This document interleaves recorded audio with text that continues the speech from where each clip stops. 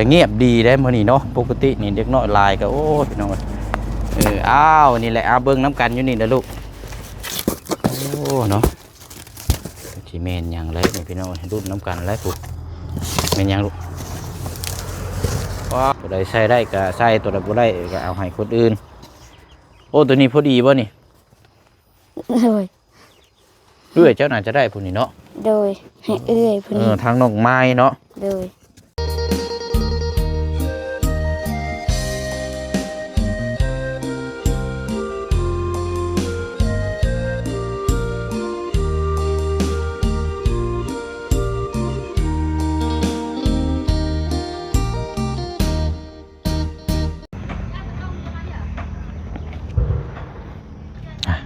อยู่บ่น้อเนาะน้องไม้แล้วก็น้องทายพี่น้องเนาะสองพี่น้องขยันหาน้องไม้มาขายซื้อข้าวซื้อน้ำแล้วก็มื้อวานนี้ทางบ่เสียงนี่ได้ซอยทั้งน้องเพิ่นเนาะน้องไม้2ถุงถุงละ25,000กีบได้อยู่50,000แล้วก็อีก25,000นั่นแบ่งให้ทางพ่อหน้าไปเติมน้ำมันเพื่อไปปลูกข้าวปลูกน้ำอยู่ในไร่เราพี่น้องเนาะอีก25,000เราก็เก็บไว้พี่น้องเนาะอันนี้สำหรับทางผู้เป็นเอื้อยเนาะผู้เป็นเอื้อยนี่น่าจะเป็นผู้ซื้อน้องไม้เนาะผู้น้องเนี่ยจะเป็นน้องทายพี่น้องเนาะเมื่อวานนี่ก็เว้าผิดเว้าถูกเมื่อวานนี่พี่น้องเนาะไม้กับทายมันสระอายคือกันนะพี่น้องเนาะ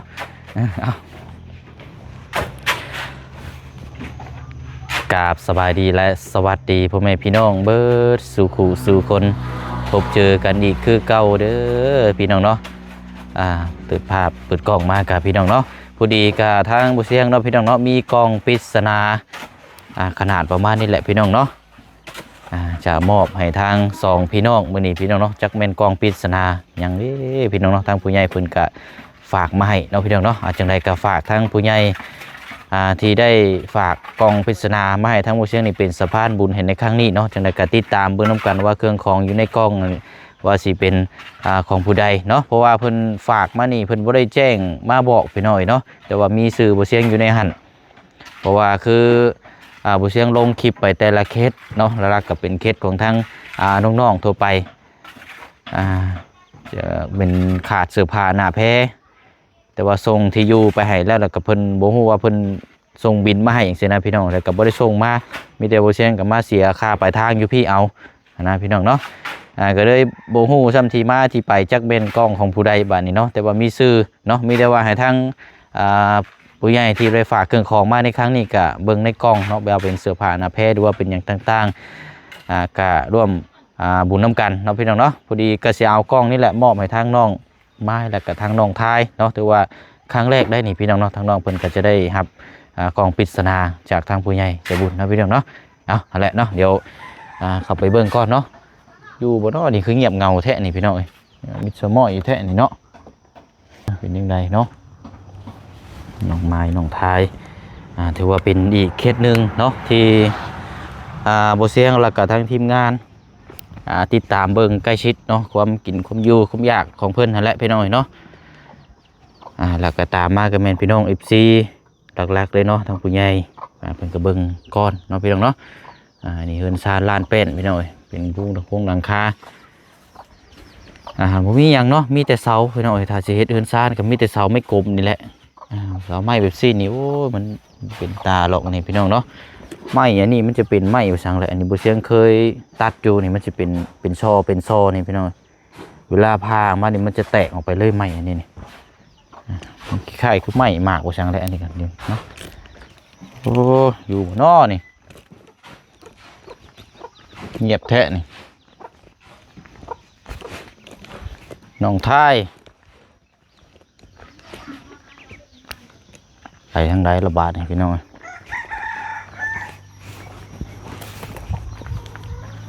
อยู่บ่เนาะนี่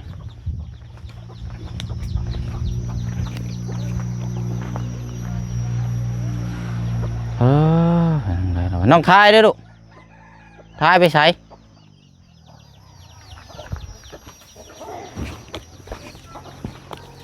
โอ้เอาลงมาพี่ลูกไปพูดอันนี้เนาะ โอเคเอาสบายดีลูกล่ะ สบายดี น้องทายนี่บุคลิกกับเอื้อยนี่ก็จะบ่คือกันผู้เอื้อยนี่สิแบบเว้าซ่าๆนี่จักหน่อยเนาะ เด็ก ซ่าๆเสียงก็แบบนิ่มๆผู้นี้ก็นิ่มอยู่แต่ว่าเสียงแบบใหญ่ๆแบบคือมีพลังผู้นี้เนาะมันสิเว้ากับคันว่าเว้าที่เครื่องเสียงหรือว่าเป็นตู้นี่ก็เป็นตู้เบสนะพี่น้องเอ้ยเนาะทางน้องทายนี่โอ้ยเนาะใช้อันเอ้ยเจ้าไปใช้ซะดุ ไปหาละไม้ ไก่บ่เราไปหาอยู่ห้วยนี่บ่ โดย โอ้เอาบ่เสียงนี่ไม้นี่หาหน่อไม้ติโอ้ตายโอ้ยไม้มันน้อยพี่น้องเอ้ยลุกหลายเทื่อเลยอันโอเคนึงเลยเจ้าอยู่กับไผสรุปอยู่เพิ่น อยู่ผู้เดียว อยู่ผู้เดียวบ่ โดย อ๋อไปหาหน่อไม้เนาะ โดย นี่ได้ซะนี่อันพ่อกับแม่ก็ไปเฮ็ดเวียกคือเก่าบ่ โดย โอเคหากะไปเตอหึงบ่เอ้ยเจ้าหรือว่าหากะอันนี้ไปนานแล้วบ่ ไปหาเลย ไปหึงเติบหรือบ่ลูกยังบ่ทันได้หึงบ่ โดย กินแล้วบ่ข้าว กินแล้ว กินเรียบร้อยแล้ว โดย โอเคอยู่ใช้น่ะเป็นเบิ่งได้บ่เอ้ยเจ้าอยู่ใช้ พูดไป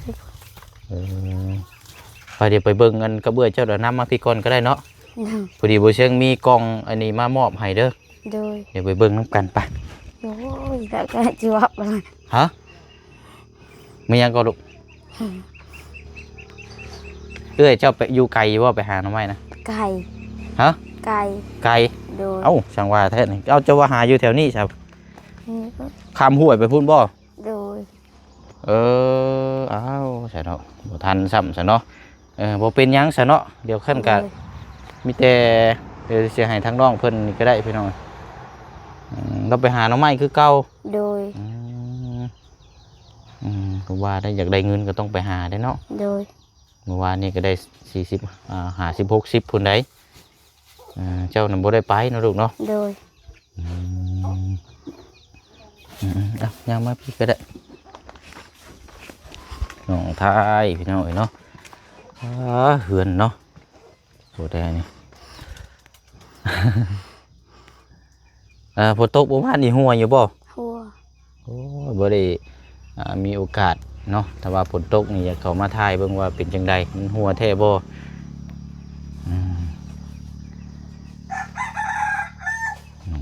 น้องทายผู้เอื้อนน่ะชื่อไม้เนาะ โดย สระอายคือกันเมื่อวานนี่เอิ้นซื้อพิษเมื่อวานนี่ ซื้อพิษซื้อถืออันอายุเท่าไรก็ลูกบ่เชียงลืมเลยเจ้า 11 อายุ11 โดย โอ้11 ปีแต่ว่าเฮียนอยู่อันตัวไรก็ป.3แล้วจะบอกนะ โด เนาะ ย ได้แล้วบ่ถ้วยใหม่ ถ้วย ถ้วยใส่นะ ได้แล้ว ได้แล้วเนาะ โดย อันถ้วยโพมยางนั่นยังใส่อยู่บ่ซะยังใส่คือเก่าอยู่ โดย คันว่ามันนั่นก็บ่ใส่ก็ได้เอาใส่ตัวใหม่โลดดูเด้อ โดย เนาะโอ้ตายนี่เนาะโอ้ได้นี่ตกกลางค่ำกลางคืนมานี่อันใส่ตะเกียงเฉพาะเงียงเอาหรือว่าโคมใส่โคมบ่ใส่เอาไฟนั่นบ่ โดย มีไฟฟ้าอยู่บ่ลูก บนบ่มี เอาอันนั้น มีแต่ไผ่ด้วยนี่ อันนี้เพิ่นห้องไฟยังอันนี้นะ ไฟซาก ไฟสาก โดย ไฟอันแผงโซลาร์เซลล์เฮานี่บ่ โดย เออ มันบ่มีไฟฟ้า อืมมีแต่น้ำประปานี่ได้ใส่เนาะ โดย โอเคสับพี่น้องเลยเนาะพอก็แม่นั่นไปแต่เช้าพุ่นเนาะ โดย ไปเฮ็ดเวียกเอาแหละเนาะเดี๋ยวไปเอากองปริศนาน้ำบ่เสียงเดี๋ยวมาเบิ่งน้ำกันเนาะว่าสิมีหยังเสื้อผ้ามีจักโตก่อนจะบอกนะ 3ตัว 3โต โดย ทางเอื้อยได้ซะ เอื้อยซี่ เพิ่นมี4โต โดย โอ้นี่ได้เนาะเสื้อผ้า โดย หน้าแพไปลูกไปย่างไปรถบ่เสียงพุ่นก็ได้ย่างไปก็ได้เอามาเบิ่งน้ำกันจักสิแม่นมีหยังแล้วพี่น้องเนาะเพราะว่าในกล่องเพิ่นฝากมา เพราะว่าทางน้องๆเพิ่นนี่ก็บ่มีเสื้อใส่พี่น้องเนาะหาเงินพอจะได้ซื้ออยู่ซื้อกินแต่จำเป็นแล้วพี่น้องเนาะเอาเสื้อให้เรานี่แหละไปทางหลังเพิ่นก็ได้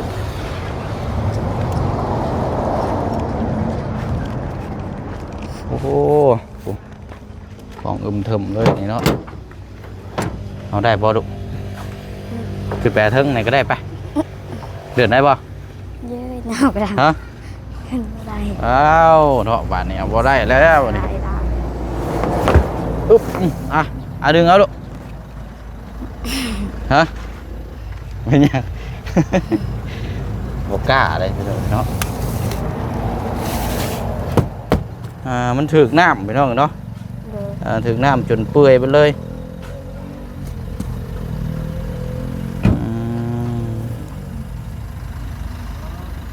เดี๋ยวเบิ่งน้ำกันในแลนในกล้องว่าสิมีอย่างแน่เนาะถ้าว่า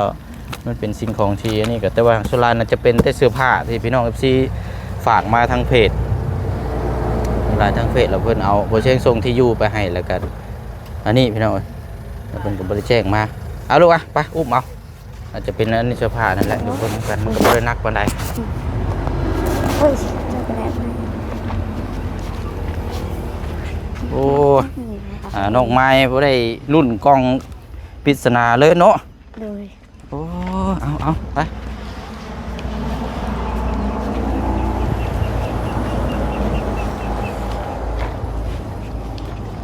ก็เงียบดีได้มื้อนี้เนาะปกตินี่เด็กน้อยลายก็โอ้พี่น้องอ้าวนี่แหละเบิ่งน้ำกันอยู่นี่นะลูกโอเคบาดนี้โอ้ยแม่นหยังเด้บาดนี้เนาะ โดย กล้องปริศนานี่เอาแกะเบิ่งเลยโลดเนาะ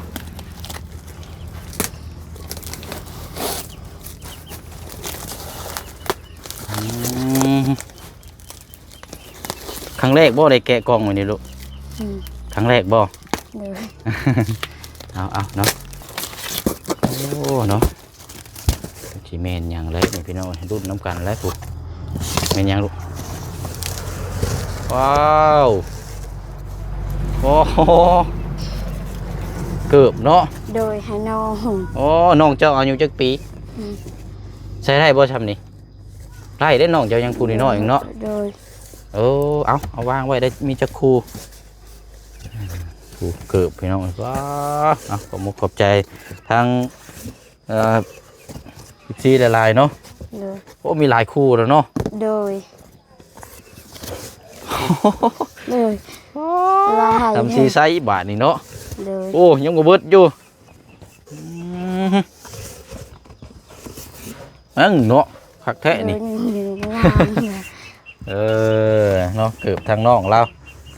หลายคู่อยู่เนาะอันนี้เสื้อบ่ดุ โดย เอาพึ่งมาเบิ่งเบิดนะ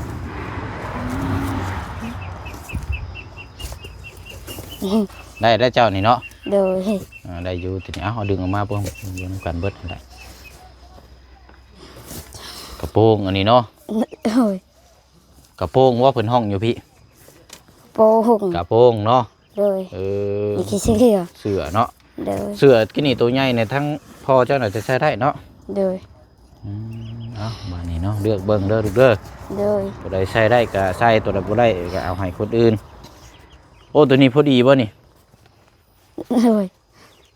เรื่อยเจ้าหน่อยจะได้ผู้นี้เนาะ โดยให้เอื้อยพุ่นนี้ ทางน้องไม้เนาะ โดย เอาเบิ่ง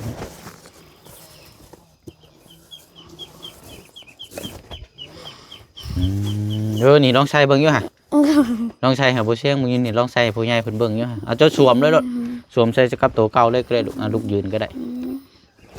กระชอน ลองใช้เบิ่งอยู่ฮะโอ้งามได้เสื้อตัวนี้นี่สวมใส่ค่าส่งเบิ่นหั่นแหละเจ้าสวมใส่บ่ฮีททั้งหลังอันนี้ออกก่อน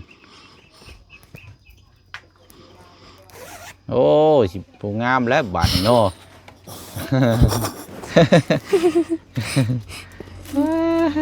โดย เอาดึงขึ้น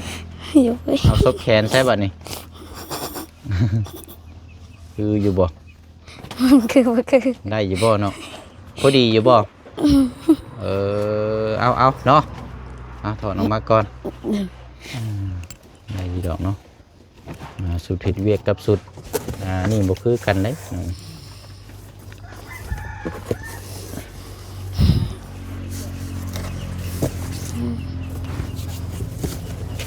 ก็มีแต่เสื้อผ้าเนาะหลักๆเลยกันอันนี้จะเป็นเสื้อโอ้งามหมด ตัว เลย นี้ เนาะ ก็งาม เจ้าพึ่งเมืองอยู่หาดูพอกลมเนาะโอเคเบิ่งหาเบิ่งบ่เชียงเบิ่งข้อเสื้อเนี่ยคือคุ้นๆแท้นี่พี่น้องเพราะว่าเคยบ่เชียงเคยเฮ็ดงานน้ำเพิ่นแม่นนี่รอพี่น้องเนาะโอ้ยมาเจอเสื้อหมอง ให้หายห้องให้แกงห้าว เอาโอเคโอ้ เจ้าใส่นี่บ่ได้ดอกเนาะ เลย ให้น้องเจ้าสาเนาะ เลย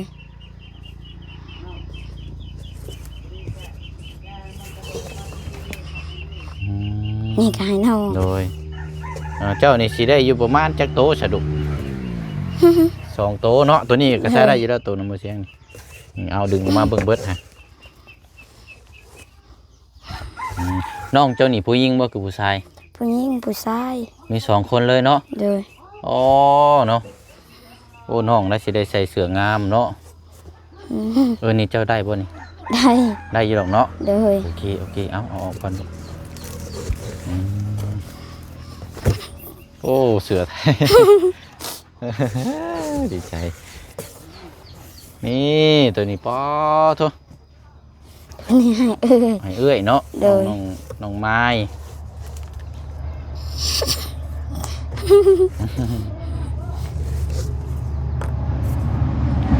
ขากอยู่ตัวนี้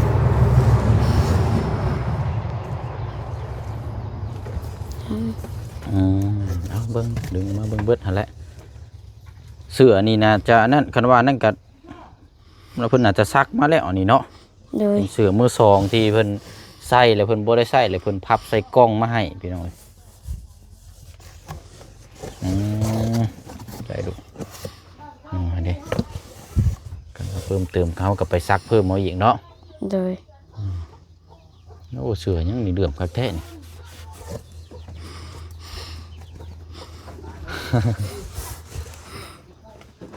โอ้สลายโอ้ทั้งน้องเจ้านี่ได้สิได้เสือลายเนาะ โดย เพราะว่าเสือเด็กน้อยลายเกิบ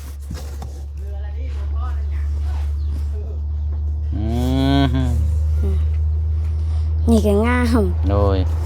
งาม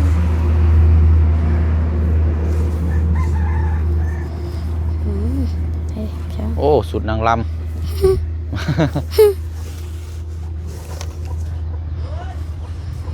แต่ว่าเสือแขนยาวนี่บ่มีเนาะ เลย เสือแขนยาวนี่บ่มีโอ้ไม่ได้เสือทั้งน้องจะเบิดเลยอันนี้เนาะ เลย โอ้เอาเบิดแล้วบ่ลูก หมดแล้ว เบิดแล้วเนาะ เลย เอาเก็บลงนี้บัดนี้บ่แล้วก็จ้างว่าแม่เจ้ามาแล้วก็หรือว่านั่นก็เลือกอยู่นี่แหละเด้อ โดย ให้น้องใส่เกือบก็มีแต่เกือบคู่งามๆว้าเนาะออกแอะอยู่พี่น้อง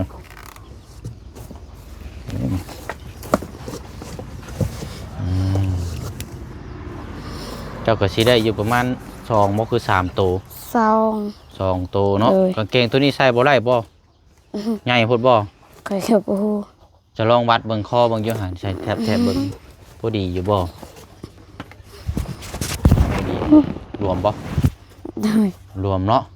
เลย เอื้อเจ้าเนาะ เลย เอื้อเจ้าเอาเสื้อผ้าที่เพิ่นบ่ได้ใส่เนาะกับเพิ่นสิว่ากับเสื้อผ้ามือสองเป็นของที่นี่แหละเกือบจักคู่ลูกนับเบิ่งอยู่ห่ะมีจักคู่เบิ่งดูเอา 1 เป็นคู่อยู่เนาะ เลย3 3 4 4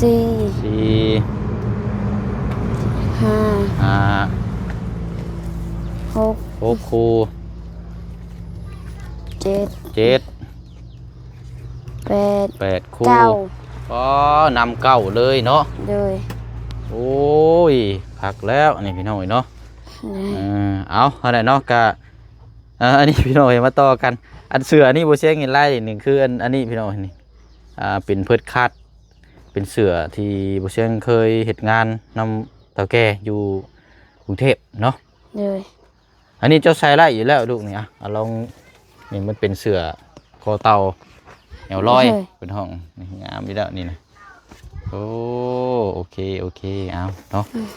บ่ได้คิดว่าสิได้มาเห็นเสือหม่องเคยเฮ็ดงานอยู่ได้นี่พี่น้องเอ้ยเปิดกล้องมาหลุดเพราะว่าเห็นลายนี่นะนี่เคยเฮ็ดมาตกใจเนาะก็ถือว่าได้ได้ชมเบิ่งน้ำกันอีกทีนึงเนาะเลยเกือบกับคันว่านั่นก็เอาไปแช่ไว้ก็ได้ดุมีกระถางอยู่บ่กระถางเป้าเอาเกือบใส่กระถางเป้าแล้วก็เอาไปแช่ใช้น้ำไว้แล้วก็จังไปคัดเอาได้มันจังใหม่กว่านี้ก็ได้มีแฟบอยู่บ่มีอยู่เนาะเลยนี่เดี๋ยวมันอย่างนี้เพราะว่าเกิดเพิ่นบ่ได้ใช้นี่มันยังมีขี้มีใยอยู่อันน่ะเอาไปแช่ใช้น้ำแล้วก็คัดแล้วไปตากแดดเนาะใหม่กว่านี้ได้นี่เอาแล้วแต่เจ้าเด้อจัดแจงเบิ่งแล้วดุเด้อโอ้เอาอันนั้นก็เอาไปซักก่อนก็ได้หรือว่าจังไดก็เบิ่งให้ได้เด้อน้องเด้อทางเอื้อยเจ้านี่เพิ่นสิมาจักโมงจะไปหาหน่อไม้ค่อยก็บ่ฮู้เราหากลับไปนี่เนาะน่าจะเป็นช่วงบางเทื่อก็มีบางเทื่อก็บ่มีหน่อไม้ฮะคันบ่ได้นี่เราก็มาได้เนาะโอ้เอาซะเนาะเดี๋ยวรอรุ่นเบิ่งนำกันทางผู้เป็นเอื้อยไปหาหน่อไม้มาขายอีกคือเก่าสิได้ซำใดเด้มื้อนี้เนาะเมื่อวานนี้หน่อไม้เฮ็ดกินนี่ได้สะดวกอันบ่เสียงให้เมื่อวานนี่ต้มบ่ต้มจำแจ่วเนาะเบิดแล้วบ่หมดแล้วนี่แล้วเนาะบ่ฮู้ว่าจักสิกินหยังกินแต่หน่อไม้นี่แหละเนาะผมมีอาหารกินแต่หน่อไม้ตำแล้วบ่ข้าวมื้อนี้บ่มีข้าวตำใช่มั้ยเนาะ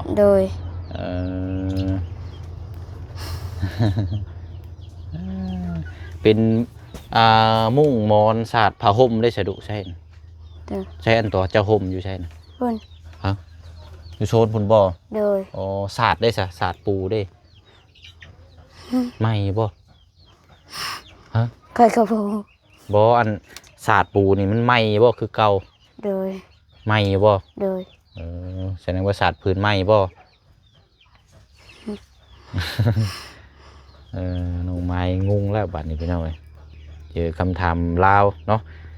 แต่ว่าเจ้านี่กับเพิ่นกับพังภาษาลาวนี่ลายได้เข้าใจง่ายอยู่แต่ว่าเจ้านี่ก็โอเคอยู่เนาะอยู่น้องทายนี่กับพี่น้องเอาเนาะตามนั้นนะลูกเด้ออนบมือก่อนลูกหล่ะอนบมืออันขอบใจทางผู้ใหญ่เพิ่นนะลูกขอบใจทางผู้ใหญ่เด้อสิลูกว้าวโดด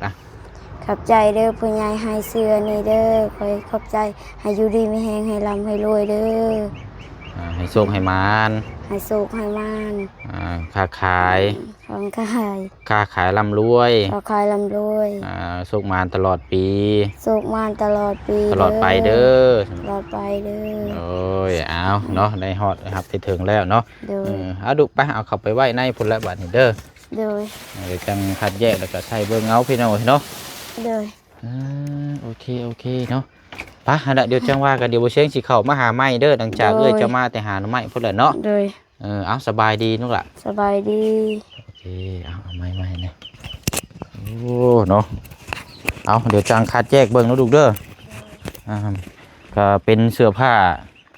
ที่เฮาบ่ได้ใส่หั่นแหละพี่น้องเนาะแต่ก็คิดว่าอยากให้มันมีคุณค่าต่อคนอื่นคือคนอื่นคืออย่างเช่นแหละเนาะเพิ่นบ่มีใส่แล้วเพิ่นมาเพิ่นก็คัดแยกออกมาก็ได้ใส่เอาเนาะจังไดก็สาธุอนุโมทนาบุญกับทางเสื้อผ้าหน้าแพรเนาะทั้งผู้ใหญ่ที่เพิ่นฝากมาให้ท่านผู้ชมนี่เป็นสะพานบุญเนาะจังไดก็ขอให้บุญกุศลในครั้งนี้เนาะเป็นพานแก้วพานทิพย์ขอให้มีแต่พบแนวแต่สิ่งดีๆเด้อเข้ามาในชีวิตในครอบครัวของชุมเจ้าเนาะปรารถนาสิ่งใดก็ขอให้ได้สิ่งนั้นทุกสิ่งทุกประการเนาะพร้อมทั้งพี่น้อง FC เข้ามาชมและก็เป็นกำลังใจให้ตลอดมานะพี่น้องเนาะวันนี้ลาไปอีกคือเก่าเด้อเนาะเดี๋ยวติดตามเบิ่งน้ำกันอีกเนาะหลังจากพุ่นละคันว่าสิได้พบเจอทั้งน้องเพิ่นเนาะน้องมังไม้ผู้เป็นเอื้อยหาหน่อไม้มาขายได้สัมภาษณ์ทั้งน้องเพิ่นอีกเทื่อนึงอีกเนาะพี่น้องเนาะบ๊ายบายเด้อพี่น้องเด้อสบายดี